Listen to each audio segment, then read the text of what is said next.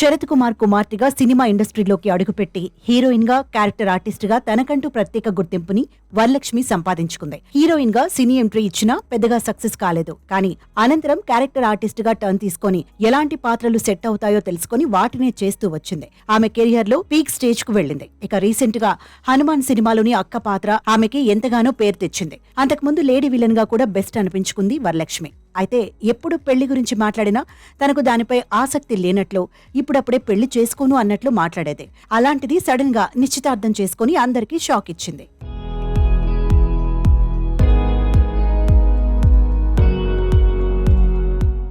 వరలక్ష్మికి Nikolai Sachdev అనే వ్యక్తితో బంధుమిత్రుల సమక్షంలో నిశ్చితార్థ వేడుక జరిగింది. అయితే ఈ విషయం తెలుసుకున్న ఆమె ఫ్యాన్స్ ఎవరు ఈ నికోలై, అతని బ్యాక్గ్రౌండ్ ఏంటి అని ఆరాలు తీయటం మొదలుపెట్టారు.